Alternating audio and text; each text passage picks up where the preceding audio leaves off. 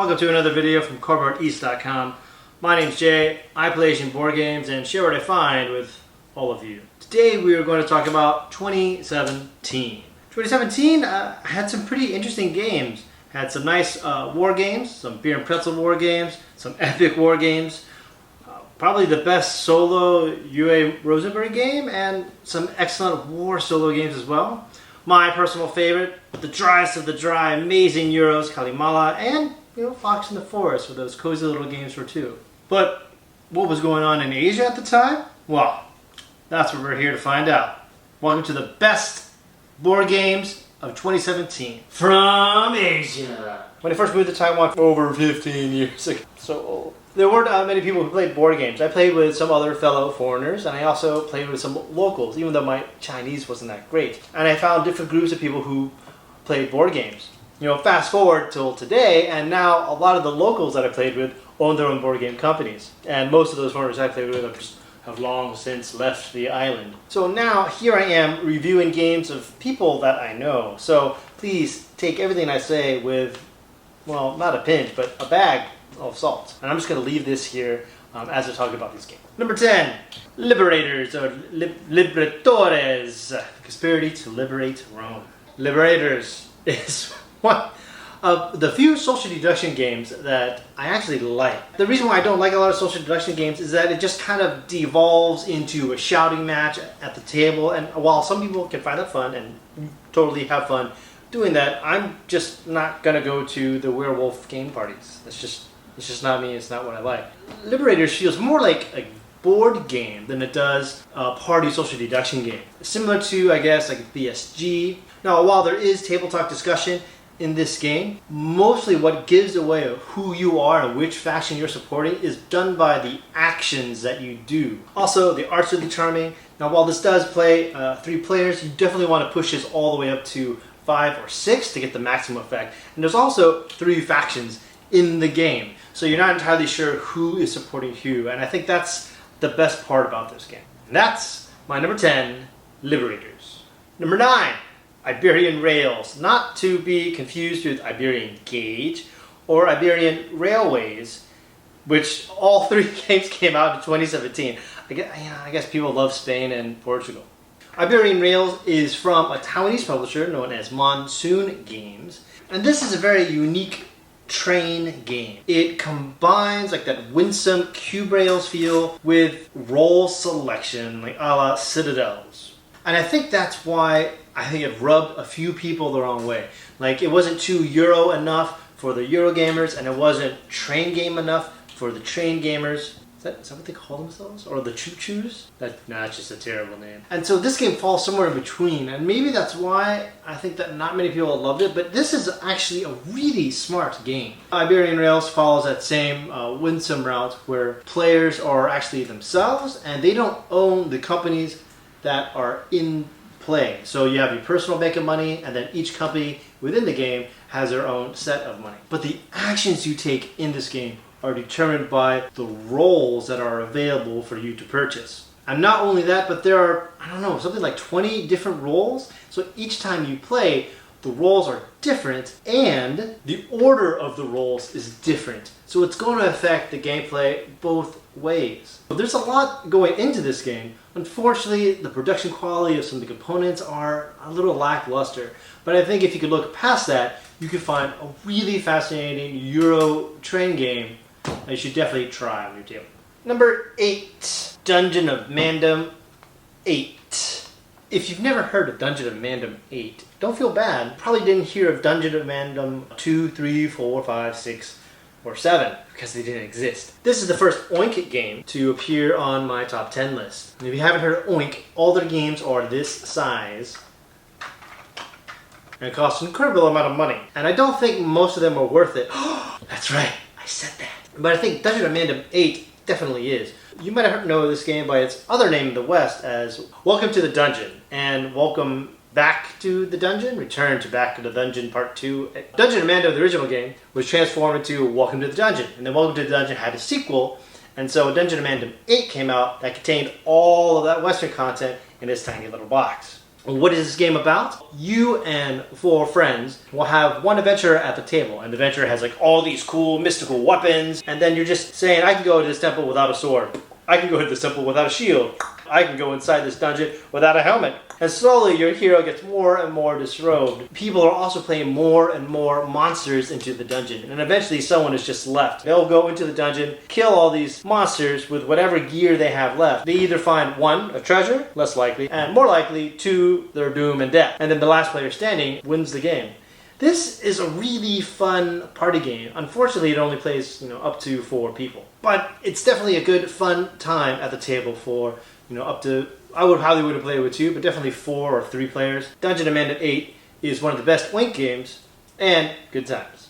Number 7, Mini Park. Mini Park is a very, very chill tile placing game where you and your friends are slowly building a park. And it's a very tiny park. This game does not have much table space to it. You're going to be scoring points for building a road, building trees. Now, if you have the first printing of this game like I do, you'll definitely want to go onto BGG and download the most updated version of the rules, where they streamlined everything and it just flows a lot better, in my opinion. In this game, you're going to be slowly building hexagons after hexagons and building a little park together with your friends. And you have like trees, a pond with fish, children playing on a playground, and this weird, creepy man who just kind of walks along this path.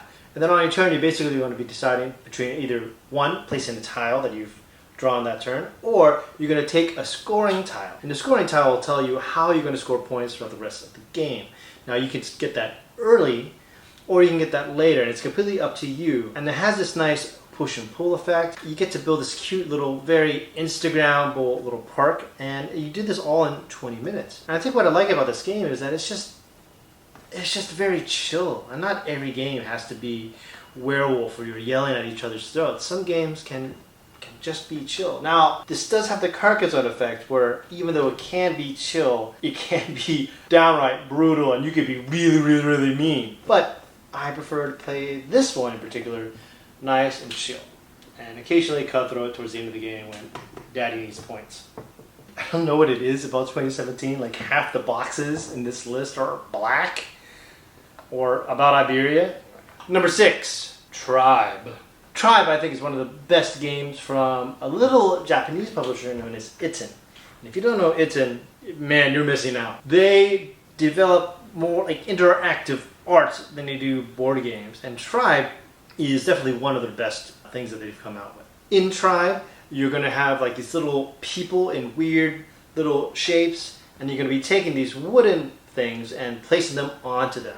So on one part it is dexterity, because you're trying to make sure that all the wooden pieces you're putting on your people are balanced. And on the other side, not set collection, but set recognition. You're trying to look for patterns. Every time you place a piece, it has that dexterity moment where everyone on the table is just...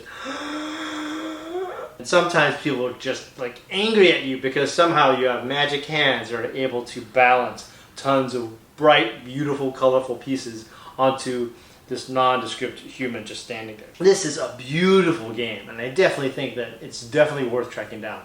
If you do want to look for it, definitely grab yourself this box. This is the big second edition, and I believe that Itten does sell their games on Amazon JP, and they even have their own Amazon JP store. Number 5. No, this is not an Asian board game, although it was made in China. I love The King is Dead. The gameplay is super simple, but the endgame story is very, very complicated, and it can be quite unapproachable for a lot of people. So Rumble Nation comes along, and I think turns this like on its head. Let's just get that one out of here, shall we?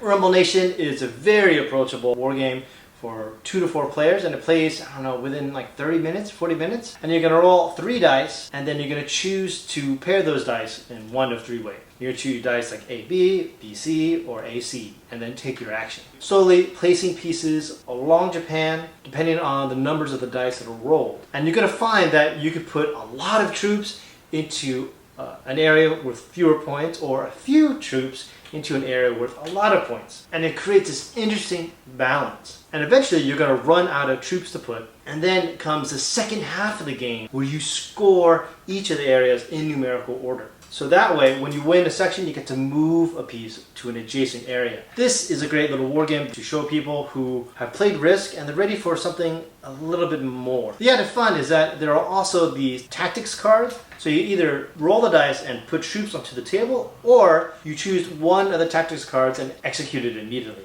So every time you play a game, there'll be different tactics cards. Temples or the castles are going to be in different areas. And it's up to the individual player to figure out what's the right order to put your troops in at the table. Do you put them all out really quickly, or do you put them out all really slowly? If you put them quickly, then you'll get an tiebreaker, and then you could break ties for the second half of the game.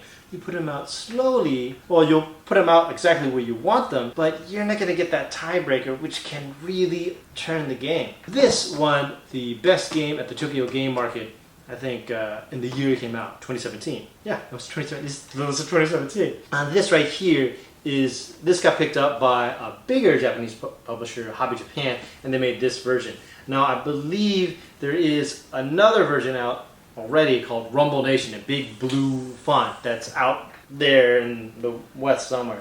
So this one won't be too hard to pick up as well. If you are a purist and you're like, I want the original 2017 game, don't do it. It's not pretty. It's not sexy. This is the version that you want, or the one with a different English cover. That's why I love Rumble Nation, my number 5. Number 4 comes from Mo Ideas, and this is Mini Rail, the game that built the house of Mo Ideas. This is by far their best-selling game, so it will always be in print. I really, really, really like mini rails, but not at 5 people. I think once you get to 3 or 4, I think it's the sweet spot for this game. Mark Garrett's the designer. His idea was to create a cube rails, like winsome board game, but without money. Usually in cube rails, like you're always trying to get money, and there are all these mechanics that supply money and give you things to do with money. This is an further abstracted from cube rails, which is an abstraction of 18xx games. This is further abstracted down to where you only have 2 actions on your turn. You either buy shares or lay track. While it does sound simple, there is a lot that goes into both of those choices. If you want to explore the world of train games, but aren't really ready for all the money and all the auctioning, I think Mini Rails has some really fascinating mechanics that give players lots of choices, and is one of the best examples of easy to learn, hard to master. Not many mechanics, but a lot of depth in your decision process. And that's my number 4, Mini Rails. Number 3 is not 300. Hopefully you've seen this, as this game has been getting a lot of hype. The designer is Yasushi Nakagoro, and if you don't know who he is, man, I think you're missing out, because he's this prolific war game designer from Japan, and he has his own line of games called Bonsai Games. And he has designed and published well over 60 games in only like 30 or so years. That's like 2 games a year. That's ridiculous. Some of his games are being picked up by Nuts Publishing, which is a French publisher, and they've been doing this really nice, chromed out version of his games. But we're not here to talk about 300, which I do like. We're here to talk about one of the best Yasushi Nakagoro games, and that is Greater East Asia Co-Prosperity Sphere War in Asia and Pacific 1939 to 1944. Yes, all of that is the title. Now, if you don't know what Greater East Asia Co-Prosperity Sphere means, that's basically I guess now it's 100 years old. It's the Imperial Japan's version of America's Manifest Destiny, where Imperial Japan 100 years ago looked around Asia and said, why are all these European countries all up in Asia with all these different colonies? All of these Western countries need to leave, and this needs to be run by Asia, pro-prosperity Asia, right? What they really meant is like Japan should be controlling all these countries in Southeast Asia because we're Japan. And this game is about World War II between 1939 and 1944 in the Pacific. And wow, is it amazing. GMT has been spending the last, year trying to promote their new series, lunchtime series of war games, where all these war games play within 30 minutes to 90 minutes. Yasushi Nakagoro, I think, has already perfected that formula, and he's been doing games like this for decades. This is a 2-player game that takes place I don't know, maybe like 90 minutes or so. It's very card driven. But unlike other card driven games where you're drawing from a deck and maybe you get the cards you need, maybe you don't, you get to put your whole deck into your hand. And depending on your production status on the board, you get to choose which cards you want. So every round you're choosing which cards and which actions you're going to play. Amazing. And this feels similar to a Columbia block war game where you have blocks and hidden movement, but all the blocks are face up and everyone can see what's there. And somehow a little bit of Go. Yeah, that's right, Go. Where it's this nice area control game where you're not trying to get into conflict, you're just trying to build these fake walls around people and surround your enemy and secure your position. This is not the easiest game to find. If you want to find the original Japanese one, good luck. This is Multi-Man Publishing magazine version, so the quality of the components is not that great, but I'm hoping that another publisher is going to pick it up, right? Nets Publishing, right? You're going to pick this up, right? If you can get past a few fiddly rules here, because they're just war games, and war games are like, no, we're true, we're honest to the content, we're true to these historical things, so there's going to be this little specific rule that honors the history that happened. Greater East Asia Coastal Security Sphere does a really good job of this, and I think it's a great game for you to find. And once again, I really want to push that war games don't just exist from Western publishers, they also exist from Eastern publishers, and I definitely recommend you try out some more Banzai games or more Yasushi Nakagura games, because they are brilliant. Number 2, Startups by Oink Games.